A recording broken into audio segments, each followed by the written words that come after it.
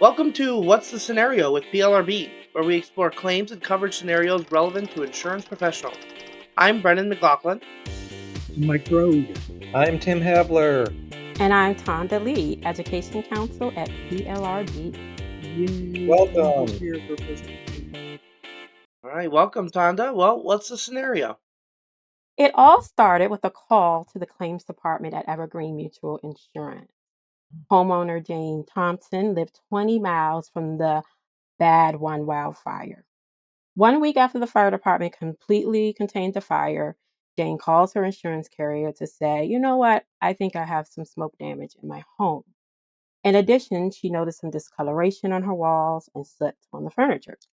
So, Jane is understandably upset and concerned about the health of her family and potential damage to her home and personal property. So the claim is assigned to Mark. Now, Mark is a good old jester. He's been doing this for about 15 years, handling a lot of fire and smoke damages claimed predominantly in the California area. So it is trivia time, guys. Yeah. Can you name at least 4 major wildfires that have occurred in the United States since 2016? I'll give you a hint. One occurred very, very, very recently. Oh, that's got to be Los Angeles. All right, that's one. 2025, in January 2025, this year, there were numerous wildfires burning in the Los Angeles areas. Any other ones? We had some major ones also in California. And the only one I know of, Tonda, because I was a scout leader, was the campfire fire. All right, that's another one as well. I'll give you a hint. There's another one that begins with a C. Ooh. Zoom, zoom. It goes Zoom, zoom, zoom. zoom. That Yeah. starts with a Z. Oh, sorry. It goes zoom, zoom. Oh. Car. Car. Yes, the car fire with 2 R's. Yeah. Car fire as well as tubs, and then also the Maui fires Oh, yeah. from Hawaii.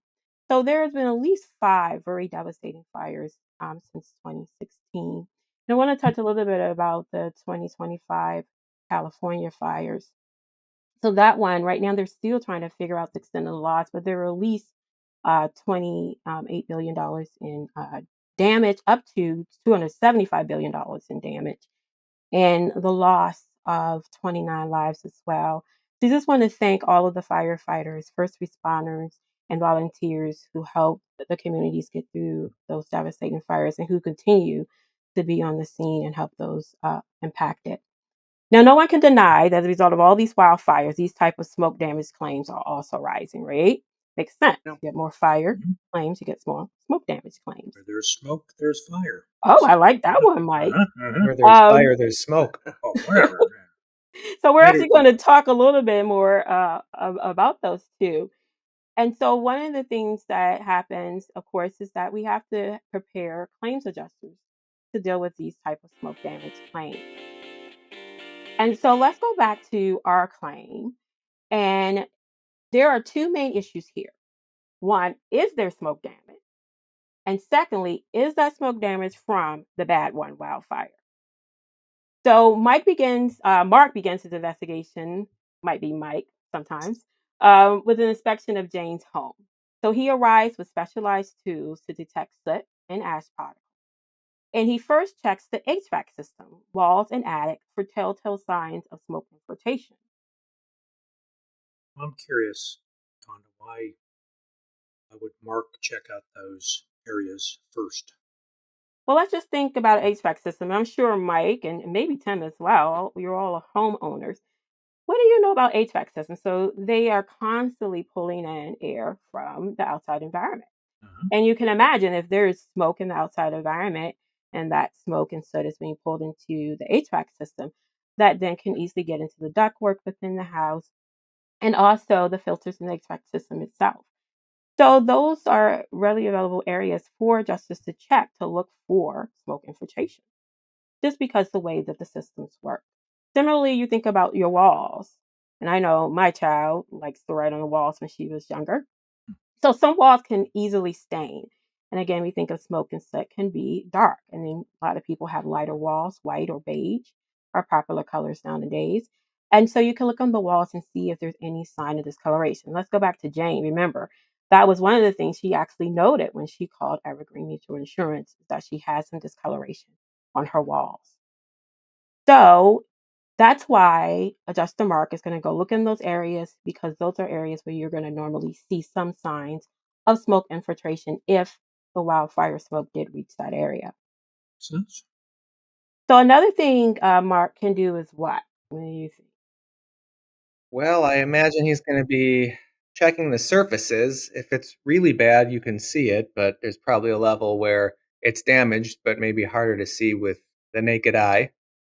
Oh yeah, and I can tell you, do not go in a teenager's room, because their room is probably covered in dust. And you're like, is that dust or is that smoke and ash? And I Yep. can tell you, most likely if it's my son's room, there's definitely some dust in there. So yes, they can do what's called a wipe test.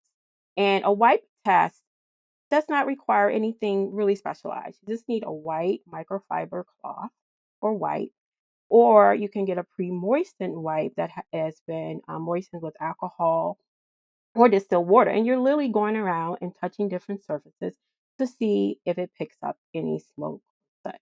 And that could be an easy way to identify if those things exist within the home.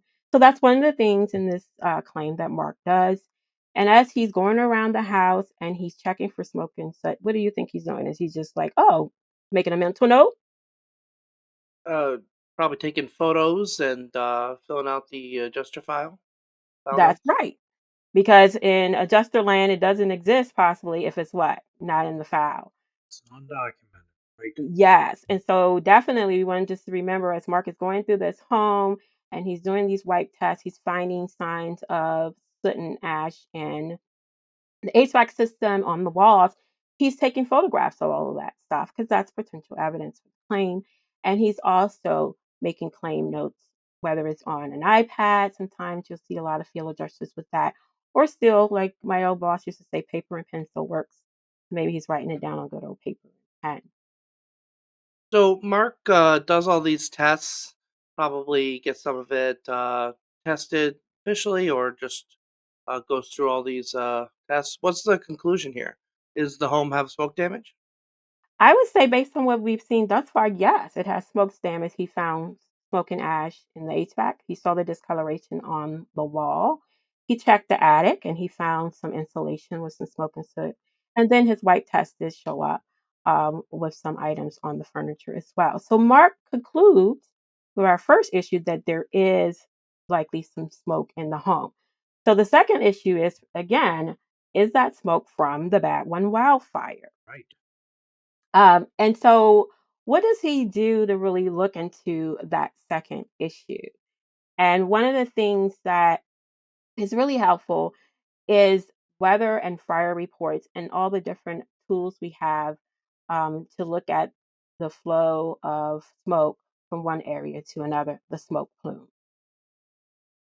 Tonda, what kind of tools does NOAA have? I imagine maybe photographs of is the smoke showing up on their pictures? Oh, definitely. And for our audience, NOAA is what? The National Oceanic and Atmospheric Administration. It's a federal government agency. And in these type of claims, it is a very good resource for looking at images of wildfires, including images of the smoke plume.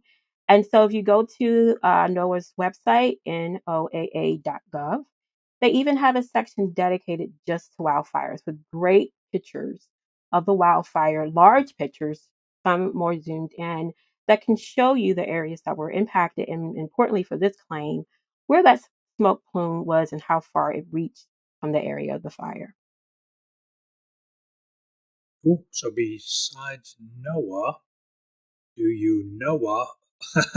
Hey, Hmm. of any other resource or place you can go to get information like this? Yes, well, a lot of third-party vendors include similar imagery using different satellite data, or they even rely upon NOAA's data and package that with additional information. But my favorite is What? PLRB, our weather Yes. and cat services, relies on NOAA data as well. And you can look there to see more information about where wildfires have occurred and also look into whether or not it impacted certain areas. And a lot of that can be done by, in our the PLRB database, using addresses. So you can really narrow down and see, was that address in a wildfire evacuation zone? And that can be really helpful in these type of claims as well. Tonda, that's on our Weather Cat Hub, right on our website. That's how you get there. Yes, it is. And you can also, if you have questions, you can also reach out to the Weather and Cat team by submitting a question as well on our website. A lot of great resources right at your own PLRB. Very good. All right, so Tonda, how does Mark's story conclude here? All right. So Mark is looking at all of this weather data, and he also analyzes public cell phone data, which reveals a spike in wildfire evacuation alerts and reduced activity in the area, further corroborating the timeline of smoke exposure. So when he looks at the satellite data, it actually does show that smoke plume from the Bad One wildfire moving into Jane's area. So, based upon this data, coupled with what he found in the home, he concludes that it is likely that Jane has smoke damage in her house and that smoke damage resulted from the Bad One fire. Now, he goes an extra step, and this is something that adjusters can do as well if they want confirmation that the smoke residue they found in the house came from a particular fire. You can consult with an industrial hygienist. They're really good at doing testing of smoke and soot ash products in homes or other locations to see if it came from a particular fire, if they have a sample from that fire, or just to confirm that what you actually did see on that wipe test is actually smoke. Science. Love it. All right. So yeah, it looks like Jane is going to get paid and she's going to get that house cleaned. And that smoke and ash is going to be history. And hopefully there'll be no more wildfires in Jane's future. Right. All right. All right, Tonda. So, what can we take away from this scenario? First, I think it's very important for any adjusters listening and or people who support them that when you're handling smoke damage claims, a site inspection by an adjuster or a third party contracted by the insurance company, it's very important and can provide pertinent information, allowing the adjuster to more quickly and accurately evaluate the claim. And secondly, you want to use experts as needed to confirm what the particles found in the premises are, and if possibly, if needed, if those particles came from a particular wildfire. And lastly, satellite imagery, cell phone data, and eyewitness testimony. We didn't talk much about that, but all of that can be very useful to check the progression of a wildfire and the smoke. So using that data, adjusters can reliably determine whether an insured's home was impacted by a smoke from a distant wildfire. And just remember, just because the wildfire is 20 miles away does not mean that smoke did not end up at your home. You just need to confirm. Right. Wow. I will remember. Hey, and Mike. Yes. Well, before I ask, I was going to ask you where my question, where an adjuster can go to learn more.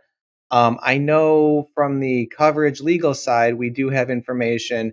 Usually, it's whether smoke is a direct physical loss, but it sounds here like we have actual smoke deposits, so that shouldn't be too much of a question.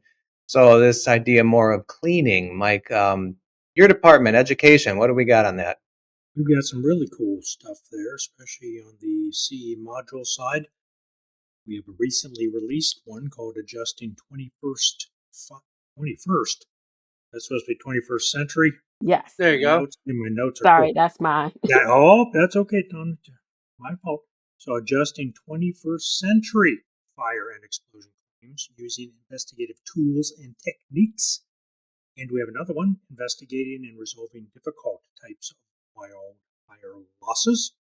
And PLRB members can also check out, especially right now with all the California wildfires that Tonda was talking about, we have a bulletin that you can access from our website that goes over all California wildfire cat bulletins.